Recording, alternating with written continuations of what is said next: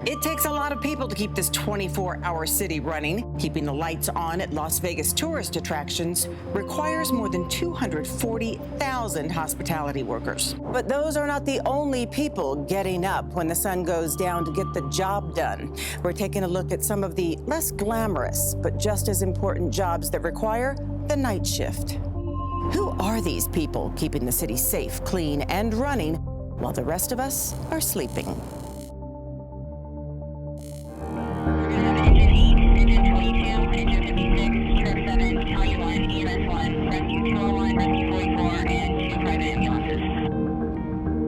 When we hear the title first responder, we envision firefighters, paramedics, police, and marshals racing to the scene of a crime or accident.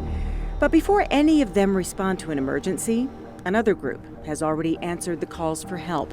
These are the men and women of 911, communications specialists, dispatchers, or what you could call the first responders. Is he breathing? What's the phone number you're calling from?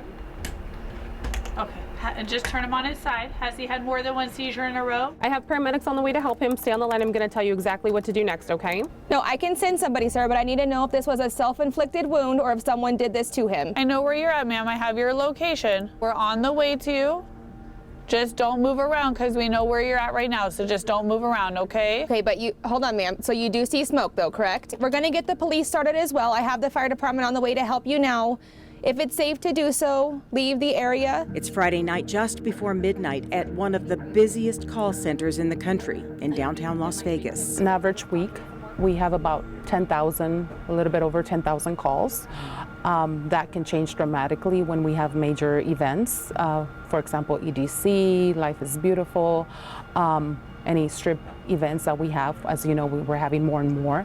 That number can rapidly increase. While they are employed by Las Vegas Fire and Rescue and located inside the department Station 1, they are here to respond to emergencies way beyond the Las Vegas city limits. We process calls for the city, county, North Las Vegas, and Mount Charleston Fire District.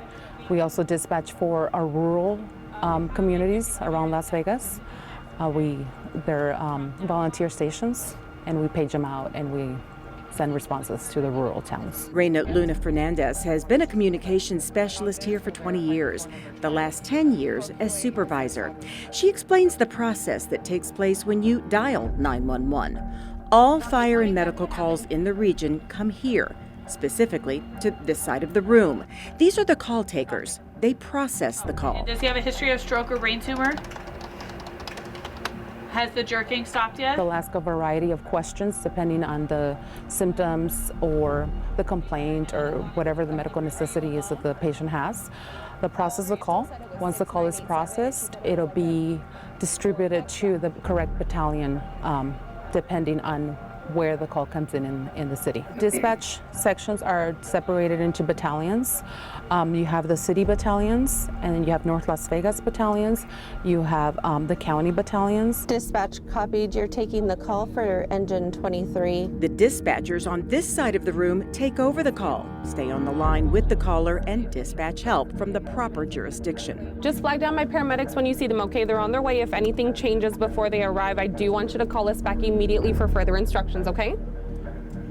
All right, thank you. You're welcome. Bye-bye. When people call 911, they are usually stressed or scared and don't understand why so many questions are being asked. And is the assailant still nearby? They just want someone to send help now. Those questions are vital in determining the proper response. Let's say it's a shooting or stabbing.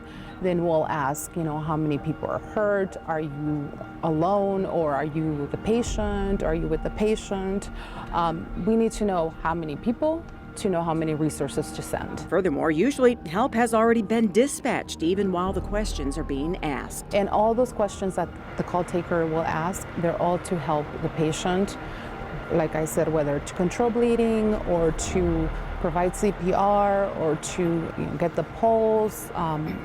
Everything is to help the patient. We were there when Corinne Korowitz calmly talked a caller through a scary episode. We're gonna check his rate of breathing together to make sure it's all right. When I say go, watch him closely and tell me every time his chest rises, okay? Are you ready?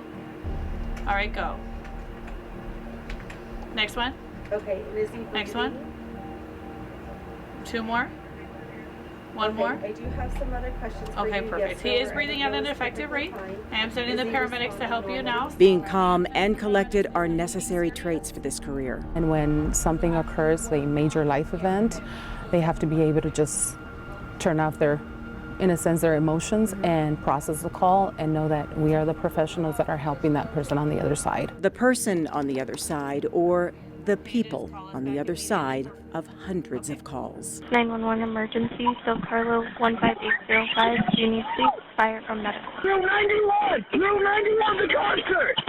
Casino battery everywhere! October 1st, 2017. With our old phone system, the way we had it, it showed up as red. You know, like all of the phone lines were taken. There were no empty phone lines. Nellie Rodriguez was here in the call center on that fateful night. I was a 7-month employee here, so I wasn't even signed off. I was still a probationary employee when this happened. But she says the outstanding training she had received kicked in, and she knew her feelings mattered. They just couldn't matter at that moment. So my understanding of the job was, you know, you have to be tough because you're being tough for the times when other people are having the worst day of their life. You know, once adrenaline kicks in, you kind of try and disassociate yourself from the situation and remember that you're here to do a job. There were some that heard about the event and they actually came in during their off time to help us out, to help out the crew. Luna Fernandez was not here on that night, but in her 20 years on the job, she's seen the dedication and selflessness demonstrated by the communications specialist every day and in times of unimaginable tragedy. The chiefs will come in here, everybody will start working together, we'll get all the necessary information, and it's amazing to see it happen. It's just, yeah, everybody just comes together to work on it. It's just solidified that, you know, we are here for each other. They are here for each other and, fortunately, here for all of us, 24 hours a day, even when many of us are sleeping.